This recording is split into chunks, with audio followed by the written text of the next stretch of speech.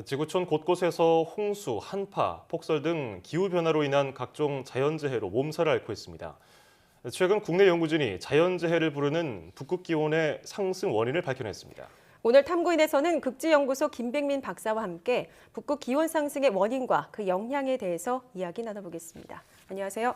안녕하세요. 네, 그동안 북극 기온이 많이 올랐다라는 얘기는 많이 들었는데 어느 정도 상승을 했습니까? 네, 그동안 북극 기온은 전 지구 온도가 산업혁명 이후로 약 1도 정도 상승했다고 하는데 예. 그에 반해 약 3도 가까이 지구보다 훨씬 지구 전체 기온보다 훨씬 급격히 상승해서 굉장히 심각한 문제고요.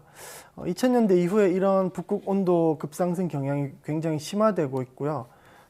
특히 지난 2016년 1월과 11월에서 순간적으로 북극에서 평년에 비해 약 20도 가까이 온도가 치솟는 유례없는 이런 고온 현상이 여러 차례 발생하고 있어서 상황이 매우 심각해지고 있습니다. 예, 지구 온난화로 북극 면적이 줄어들고 있고 얼음이 녹고 있다는 사실은 계속해서 알고 있는데 왜 이게 중요한지는 잘 모를 수가 있거든요. 네, 그렇습니다.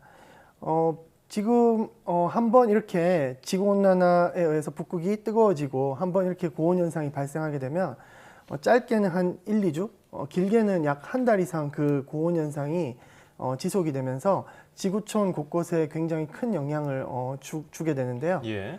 이러한 극단적인 북극의 이상 고온은 북극뿐만 아니라 중위도 인구가 많이 살고 있는 그런 지역인 동아시아와 북미, 유럽 지역의 한파나 폭설 또는 폭염 등의 굉장히 극단적인 기상현상들을 야기할 수 있기 때문에 우리 인류에게 지금 현재 큰 위협이 되고 있다고 할 수 있겠습니다. 네, 최근의 기상 현상을 보면 이게 정말 심각하구나라는 걸 느낄 수가 있는데 그렇다면 왜 발생하는가에 대해서 이제 연구가 많았는데 최근 그 원인을 밝혀내셨다고 들었습니다. 어떤 이유 때문에 북극에 이렇게 이상 고온 현상이 나타나는 건가요? 네, 일단은 가장 큰 이유로서 2015년 말에 그 북대서양에서 발생한 굉장히 강력한 태풍급의 저기압이 북극으로 유입된 사례가 발생했습니다. 예. 이때 많은 양의 수증기와 열이 북극으로 공급이 되었고요. 이것이 바로 극단적인 고온 현상을 일으키는 결정적인 요인이 되었다고 저희가 밝혀낸 바 있습니다. 예, 그 저기압이 어느 정도 규모였습니까?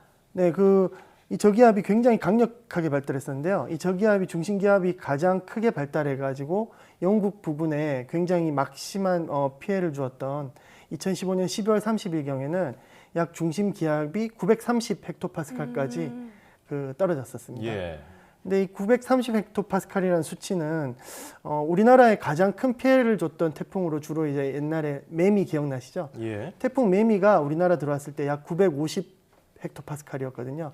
그거보다 20 헥토파스칼이나 더 작으니까 아하. 그 강도가 얼마나 센지 짐작이 되실 거라고 생각이 합니다. 그럼 이 저기압으로 인해서 세계 곳곳에서 네. 어떤 현상들이 발생을 했었습니까? 네, 이 저기압이 북극으로 들어간 이후에 전 세계에서 이제 그때 겨울철이었으니까 한파와 폭설이 매우 강하게 발생을 했던 것으로 기억하고 있습니다. 예.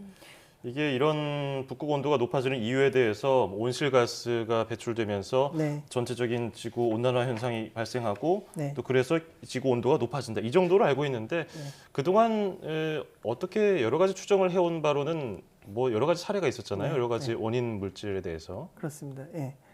그동안 과학자들이 북극의 이러한 온도가 전체 지구온난화 경향보다 굉장히 급상승하고 있는 그 원인에 대해서 주로 이제 북극 내부의 요인인 북극 얼음이 감소한다든지 북극의 구름 양이 증가한다든지 그러한 북극 내부에서의 요인에 주목해 왔었습니다. 예. 근데 문제는 작년에 발생한 여러 차례 그러한 북극의 고온 현상은 그 양상이 너무 극단적이어서 기존의 이론들로는 그렇게 설명이 되지 못하는 측면이 있었습니다. 그래서 이번 연구의 의의는요, 그런 극단적인 북극 고온 현상이 있어서 북극 내부의 요인보다는 이 태풍급 저기압이 북극으로 들어가는 그런 어떤 북극의 외부의 요인에 굉장히 큰 영향을 받는다는 사실을 처음으로 밝혀낸 게 큰 의의라고 할 수 있겠습니다. 그렇군요. 근데 이게 이제 남의 일만이 아닌 게 이런 북극의 이상고온 현상이 우리나라에도 영향을 크게 미칠 수 있다는 사실인데요.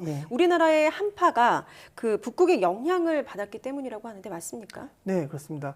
지금 현재 이 북극 때문에 일어나는 여러 가지 기상현상이 너무나 초미의 관심사인데요. 극지연구소를 비롯해서 세계 많은 연구자들이 이 북극 이상 고온 현상에 대해서 굉장히 연구를 많이 하고 있습니다. 예. 특히 이제 인구가 많이 살고 있는 사람이 많이 살고 있는 동아시아나 북미, 유럽 지역에 한파, 폭설, 폭염 같은 극단적 기상 현상을 이런 북극의 고온 현상이 만들어내고 있다라는 게 밝혀지고 있는데요. 특히 우리나라 같은 경우에는 시베리아, 몽고, 한반도로 이어지는 겨울철에 한기가 내려오는 그런 통로에 위치하고 있어서 예. 이 북극의 변화에 굉장히 민감하게 반응하는 지역이라고 할 수 있겠습니다. 그래서 특히 우리나라의 경우 아까 북극 냉기가 중위도를 덮쳤다고 말씀드렸었는데요. 그 영향으로 비교적 온난했던 12월에 이어 갑작스런 이러한 냉기 침투로 인해 제주공항에 2박 3일 동안 그 폭설이 내려서 예. 최초로 이제 항공기 운항이 전면 3일 동안 중단되는 그런 초유의 사태가 발생하기도 했었죠. 예, 항공기 운항이 중단되는 이런 사례도 발생하는데 계속해서 북극의 이상 고온이 발생해서 얼음이 녹고 이게 지속된다면은 한반도를 비롯해서 전 세계에는 어떤 영향을 줄까요?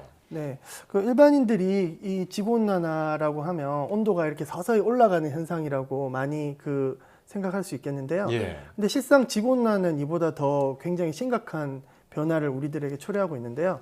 이 변화의 핵심을 한마디로 요약하면 이 변동폭의 확대라고 얘기할 수 있겠습니다. 그러니까 매우 변덕스러운 날씨와 굉장히 큰 한파, 그리고 또 더 오래 지속되는 가뭄이 더 자주, 더 강하게 발생할 수 있음을 의미하는 것이고요. 그래서 여기에 대해서 우리 과학자들이 대체로 다들 동의하고 있고요.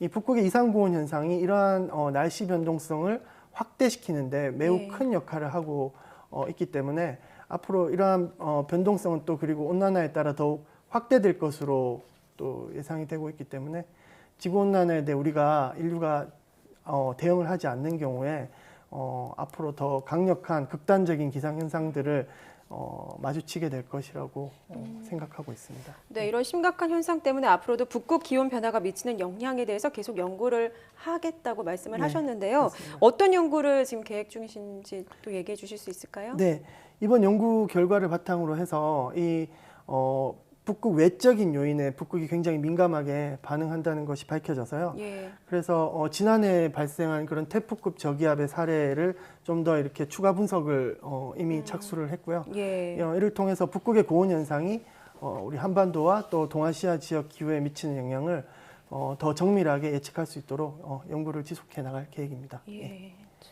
예, 뭐 이 북극 이상 고온 문제는 우리가 계속 관심을 가져야겠습니다. 당장 우리가 좀 떨어져 있다고 관심을 소홀히 할 게 아니라요. 앞으로도 연구 잘 부탁드리겠습니다. 네, 감사합니다. 지금까지 극지연구소의 김백민 박사와 함께했습니다. 오늘 고맙습니다. 네, 고맙습니다. 감사합니다.